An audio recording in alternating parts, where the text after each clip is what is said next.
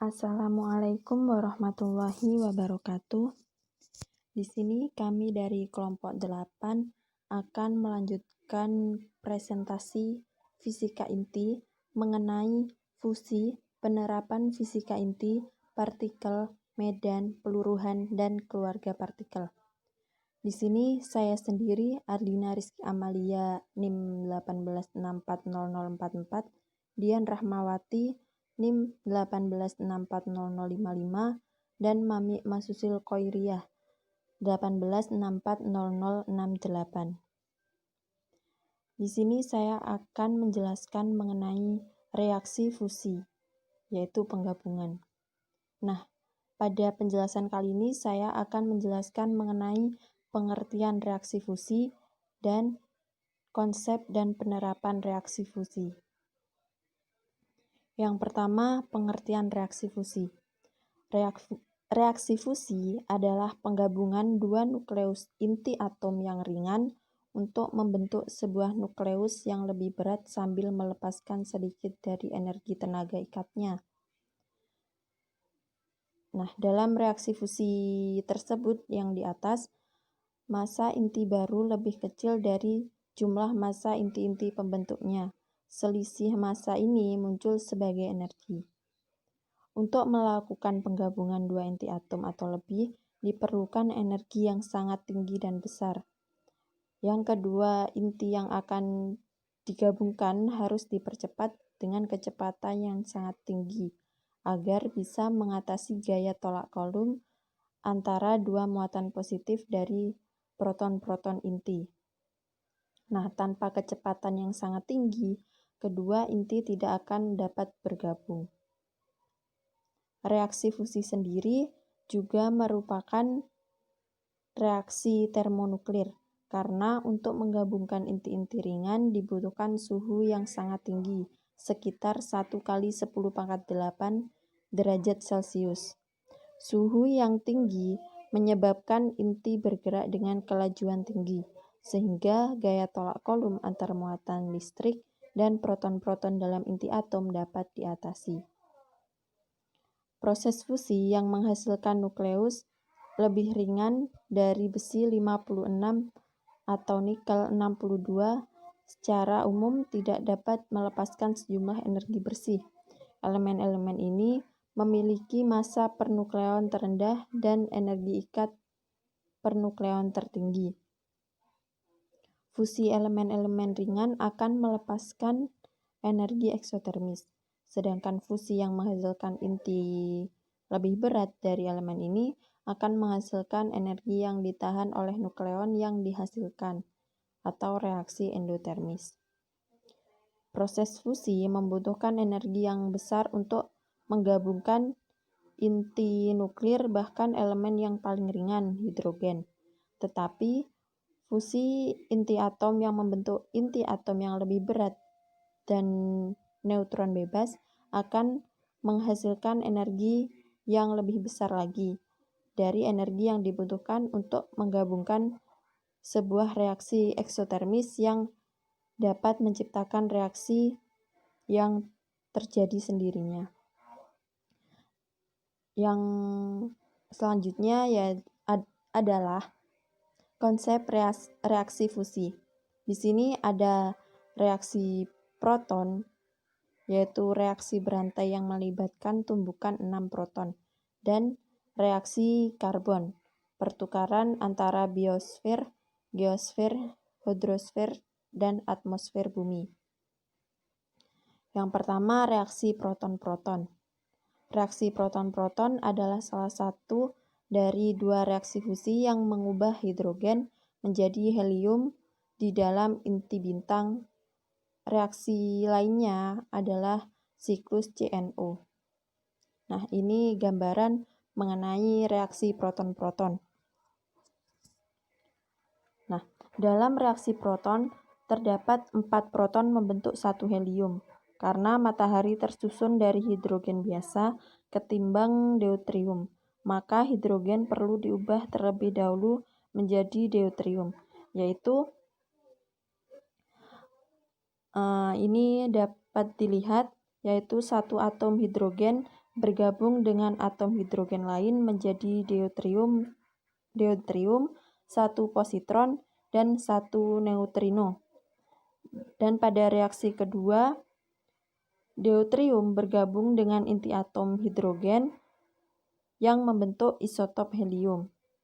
Dan pada reaksi ketiga, jika dua isotop helium juga bergabung, maka bentuknya akan menjadi helium yang lebih berat.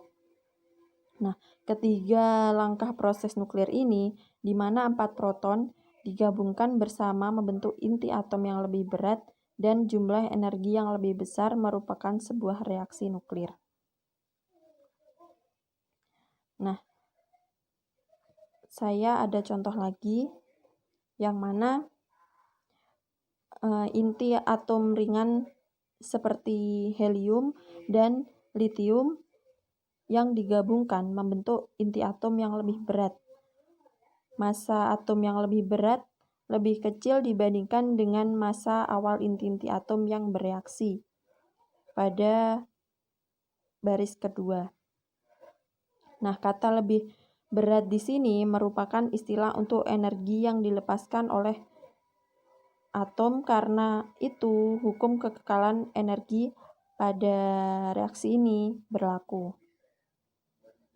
Dan yang selanjutnya adalah reaksi karbon. Reaksi karbon atau daur karbon adalah salah satu dari 2 reaksi fusi yang mengubah hidrogen menjadi helium di dalam inti bintang. Gambarnya seperti yang tertera.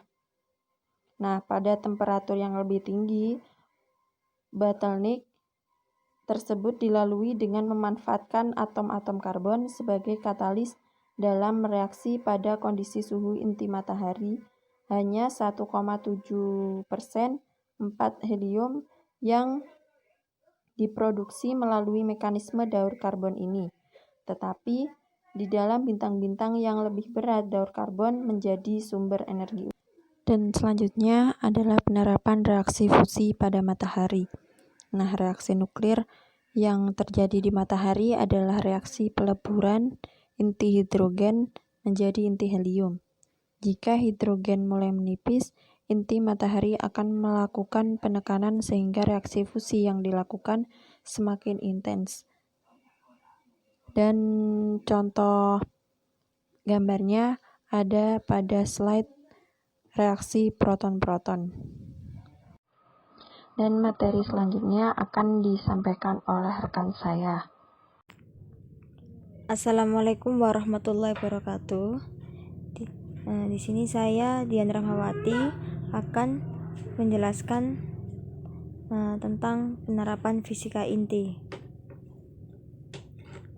Yang pertama, radioisotop sebagai sumber radiasi di bidang kedokteran. Di sini, radioisotop sebagai sumber radiasi di bidang kedokteran, penggunaan efek radiasi untuk tujuan penyembuhan telah diawali oleh beberapa keberhasilan seperti pada tahun 1997, Elfrand telah berhasil menghilangkan semacam kelainan terhadap pertumbuhan bulu pada kulit seseorang dengan cara meradiasi. Dan juga pada tahun 1899 ada J.T. Sternberg dan T.A.V. Sjogren. Yang pertama, sterilisasi radiasi. Radiasi dalam dosis tertentu dapat mematikan mikroorganisme, sehingga dapat digunakan untuk sterilisasi alat-alat kedokteran. Sterilisasi dengan cara radiasi mempunyai beberapa keunggulan jika dibandingkan dengan sterilisasi konvensional, yaitu menggunakan bahan kimia. Yaitu sterilisasi radiasi lebih sempurna dalam mematikan mikroorganisme. Sterilisasi radiasi tidak meninggalkan residu bahan kimia. Karena dikemas dulu baru disterilkan, maka alat tersebut tidak mungkin tercemar bakteri lagi sampai kemasan terbuka. Berbeda dengan cara konvensional, yaitu disterilkan dulu baru dikemas, maka dalam proses pengemasan masih ada kemungkinan terkena bibit penyakit. Yang kedua yaitu terapi tumor atau kanker. Berbagai jenis tumor atau kanker dapat diterapi dengan radiasi. Sebenarnya baik sel normal maupun sel kanker dapat dirusak oleh radiasi, tapi sel kanker atau tumor ternyata lebih sensitif atau lebih mudah rusak. Seperti diketahui, jaringan atau sel-sel kanker memiliki daya pembelahan diri yang jauh lebih tinggi daripada sel-sel normal dan sehat. Maka menurut hukum Bergoni-Tribundau, golongan sel-sel kanker ini bersifat lebih radiosensitif daripada sel-sel tumor. Jadi dengan jalan merahasiasi, maka penyakit kanker dapat jaringan atau organ tertentu dapat disembuhkan. Yang ketiga, radiasi dan pembuatan radiovaksin. Radiasi dapat melemahkan mikroorganisme ataupun penyakit yang selanjutnya dapat digunakan untuk pembuatan vaksin dari penyakit tertentu. Contohnya itu radiovaksin untuk penyakit tidur di Afrika dan radiovaksin untuk penyakit cacing pada ternak dan lain-lain. Yang keempat yaitu radiasi dan usaha sterilisasi hama. Radiasi dapat digunakan untuk mensterilkan beberapa alat atau bahan keperluan dokter, karena mikroba atau bibit penyakit akan mati akibat radiasi pada dosis letal. Contohnya yaitu alat-alat kedokteran, pisau, gunting, jarum, pinset, atau bahan kedokteran lainnya seperti kapas, pembalut, dan lain-lain telah berhasil disterilkan dengan radiasi. Yang B yaitu radioisotop sebagai perunut di bidang kedokteran. Berbagai jenis radioisotop digunakan sebagai perunut untuk mendeteksi atau mendiagnosa berbagai jenis penyakit teknesium, talium, iodin, natrium, xenon, dan besi.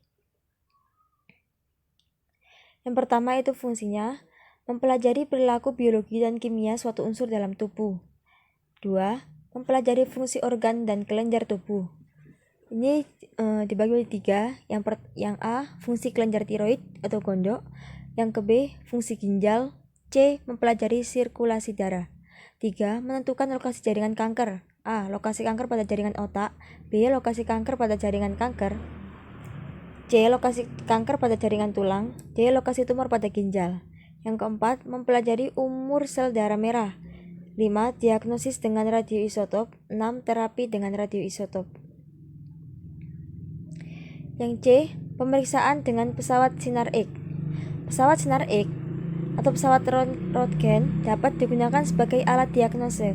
Sebagai alat pemeriksaan pasien, pesawat sinar X perlu dapat diatur dalam menghasilkan sinar X. Untuk itu ada 3 parameter yang harus diatur, yaitu tegangan tinggi, arus, dan waktu ekspos. Dan saat melakukan pencitraan pada pasien, 3 parameter tersebut harus diatur, karena dalam pencitraan tiap-tiap orang berbeda. Pencitraan anak-anak beda dengan orang dewasa, pencitraan orang kurus beda dengan orang gemuk. Pengaturan pencitraan ini bertujuan supaya hasil gambar yang dihasilkan pada film baik dan memenuhi kriteria kedokteran. Untuk meningkatkan kualitas gambar dalam radio diagnostik, digunakan media kontras dengan cara memasukkan substansi yang bisa menyerap sinar X lebih banyak ke dalam tubuh yang sedang diagnosis. Bahan yang biasa digunakan media kontras adalah barium dan rhodium, yang dia adalah mendeteksi kebocoran pipa. Perunut radioisotop dapat digunakan untuk pekerjaan mengeruk lumpur dan pada pelabuhan dan terowongan dengan lebih efisien. Caranya adalah dengan memasukkan radioisotop silikon ke dalam lumpur dan kemudian mengukur cara lumpur tersebut terbentuk dan bergerak dengan detektor radioaktif. Bocoran suatu pipa penyalur minyak atau gas dapat dirunut dengan menyuntikkan sejumlah radioisotop ke dalam saluran pipa. Cara ini cukup efisien karena untuk menemukan kebocoran kita tidak perlu menggali tanah. Kita harus memilih isotop yang tepat, yaitu yang mewakili waktu paruh hanya beberapa jam atau beberapa hari. Dengan demikian, isotop ini aktif cukup lama untuk mendeteksi, tapi waktu aktifnya tidak terlalu lama sehingga tidak menimbulkan masalah radiasi.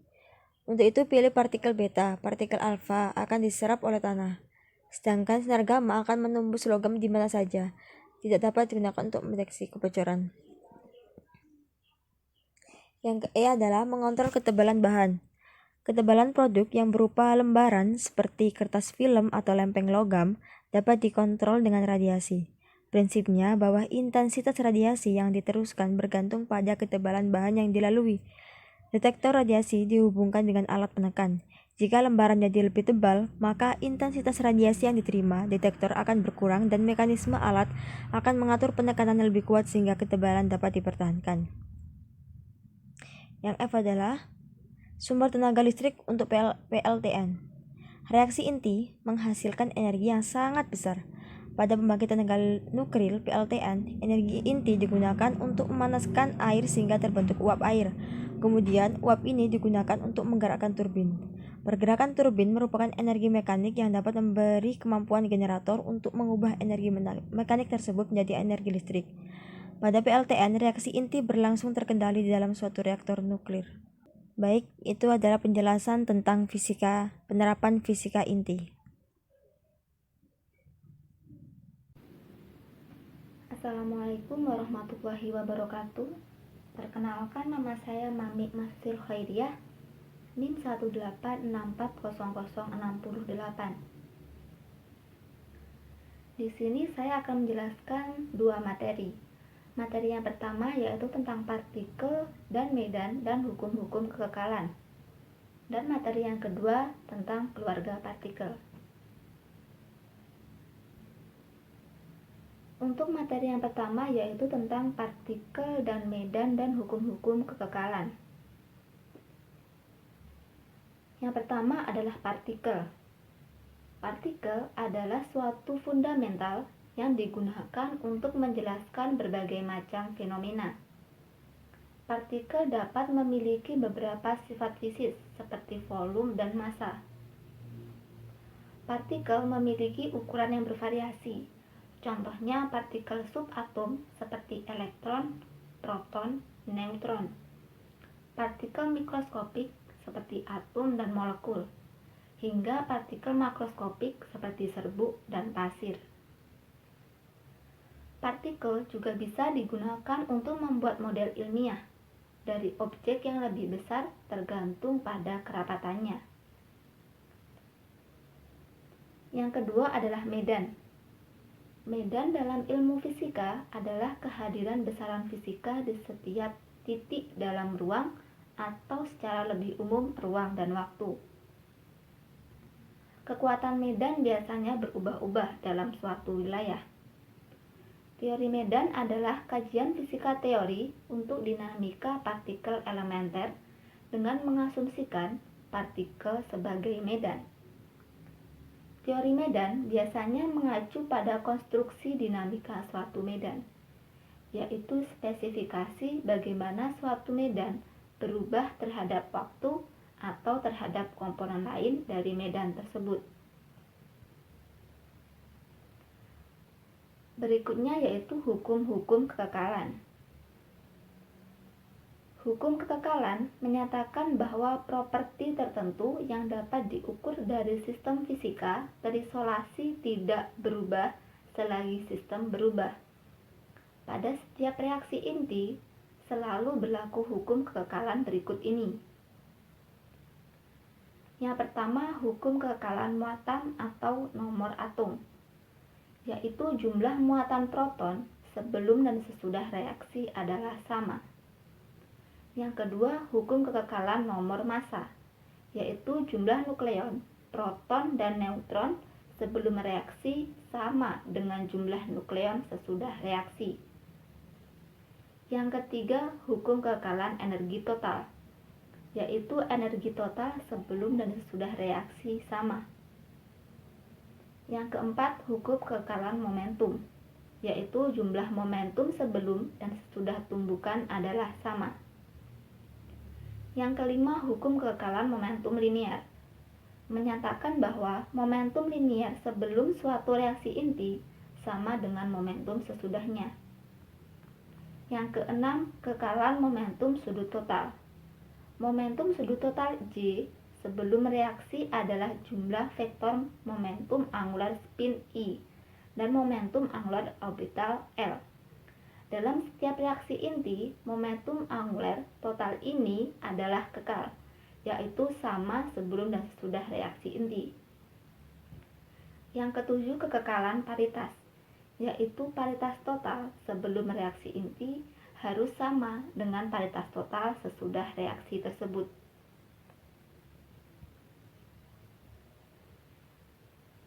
Materi yang kedua yaitu tentang keluarga partikel. Di dalam fisika, partikel dibedakan menjadi dua bagian, yaitu partikel dasar dan partikel komposit.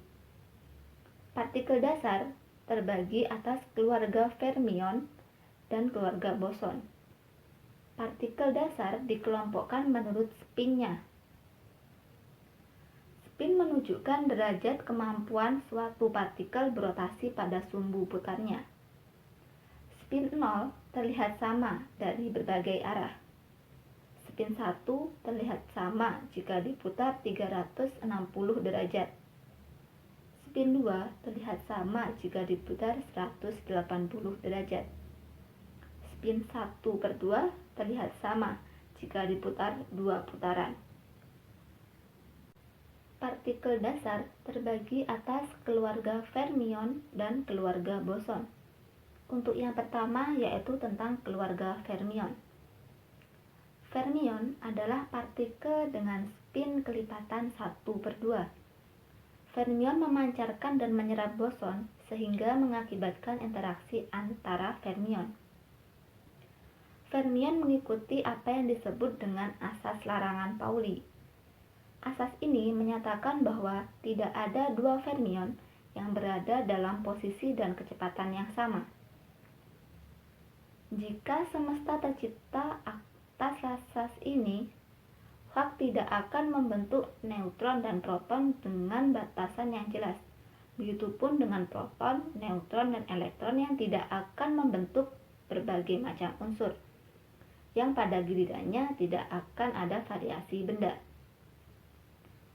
Partikel-partikel fermion terbagi atas lepton dan quark. Keluarga lepton dibedakan menjadi 3 jenis yang masing-masing beranggotakan 2 partikel. Ada 3 generasi keluarga lepton, yaitu elektron, muon, serta tau. Masing-masing generasi ini memiliki neutrinonya sendiri, yaitu neutrino elektron, neutrino muon, serta neutrino tau.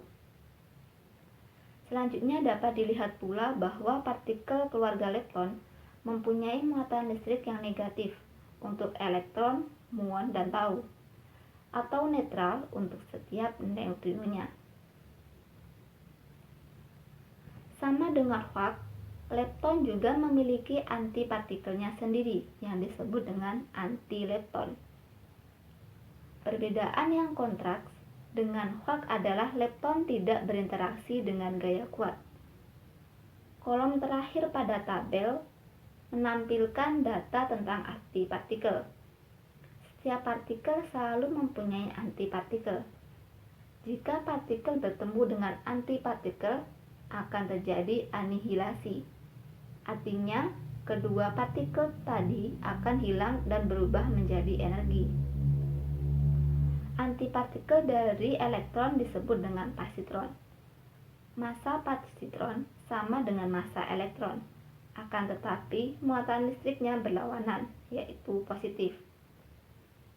Dengan demikian, untuk neutrino elektron dijumpai pula antipartikelnya, yaitu antineutrino elektron.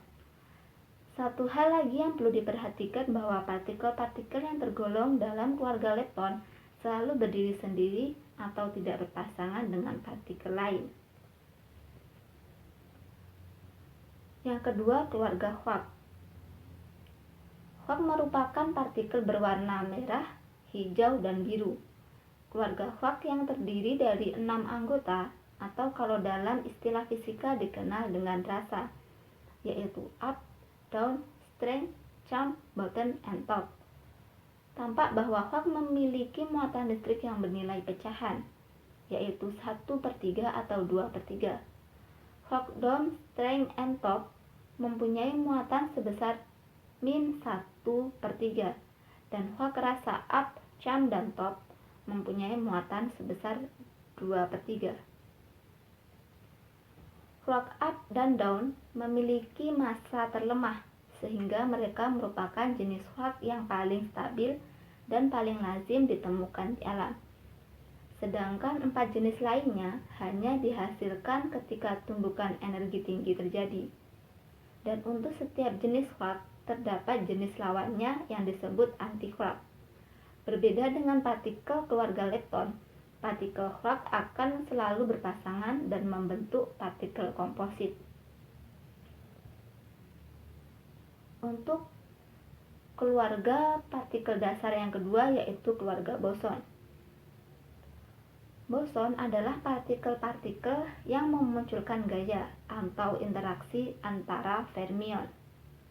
Tidak seperti fermion, boson tidak menuruti asas larangan Pauli. Artinya tidak ada batasan jumlah boson yang dipertukarkan. Namun, semakin besar massa boson, maka semakin sukar produksi dan pertukarannya, yang mengakibatkan gaya yang dibawa hanya berjangkauan pendek. Boson adalah partikel dengan spin bulat, dan yang termasuk keluarga boson antara lain. Yang pertama adalah foton. Foton merupakan partikel pembawa pada interaksi elektromagnetik, gaya tarik-menarik antara proton dan elektron dalam atom, yang tak bermassa dan tak bermuatan atau netral, atau kurang dari 1,0 kali 10⁻⁻35 serta berspin 1. Karena massanya yang 0, memungkinkan jangkauan interaksinya yang sangat jauh. Yang kedua adalah gluon. Gluon merupakan partikel pembawa pada interaksi kuat antara partikel-partikel quark. Gluon tak bermuatan atau netral, secara teoritis tak bermassa. Gluon hanya berinteraksi dengan dirinya sendiri dan dengan quark. Yang ketiga, W boson. W boson merupakan partikel pembawa pada interaksi lemah, bermassa 80,4 dan berspin 1. Yang keempat yaitu Z boson. Z boson merupakan partikel pembawa pada interaksi lemah bermassa 91,1876 dan berspin 1. Yang kelima yaitu Higgs boson. Higgs boson merupakan partikel berspin 0. Teori menyatakan ada partikel lebih kecil dari proton, elektron, dan neutron sebagai elemen dasar penyusun atom. Benda terkecil di alam semesta. Partikel ini disebut Higgs boson. Yang keenam yaitu graviton. Graviton merupakan partikel hipotesis yang masih belum dikonfirmasi secara percobaan. Graviton adalah partikel pembawa pada interaksi gravitasi. Diperkirakan graviton tak bermassa, tak bermuatan, dan berspin 2. Graviton sangat diyakini keberadaannya karena buktinya adalah adanya gaya tarik-menarik gravitasi. Akan tetapi, sampai sekarang belum ada percobaan yang membuktikannya karena ada anggapan bahwa ketidakberadaan graviton dalam interaksi gravitasi mengakibatkan tidak adanya interaksi gravitasi itu sendiri. Graviton tidak memiliki massa, sehingga gaya yang dibawanya berjangkauan jauh. Untuk keluarga partikel yang kedua yaitu partikel komposit. Partikel komposit terdiri dari yang pertama adalah molekul. Molekul adalah gugusan yang secara elektris netral yang tersusun dari 2 atau lebih atom yang saling berikatan melalui ikatan kimia. Yang kedua adalah atom. Atom adalah suatu satuan dasar materi yang terdiri atas inti atom serta awan elektron bermuatan negatif yang mengelilinginya. Inti atom terdiri atas proton yang bermuatan positif dan neutron yang bermuatan netral. Elektron-elektron pada sebuah atom terikat pada inti atom oleh gaya elektromagnetik. Sekumpulan atom demikian pula dapat berikatan satu sama lainnya dan membentuk sebuah molekul. Atom yang mengandung jumlah proton dan elektron yang sama bersifat netral, sedangkan yang mengandung jumlah proton dan elektron yang berbeda bersifat positif atau negatif dan disebut sebagai ion. Yang ketiga yaitu inti atom.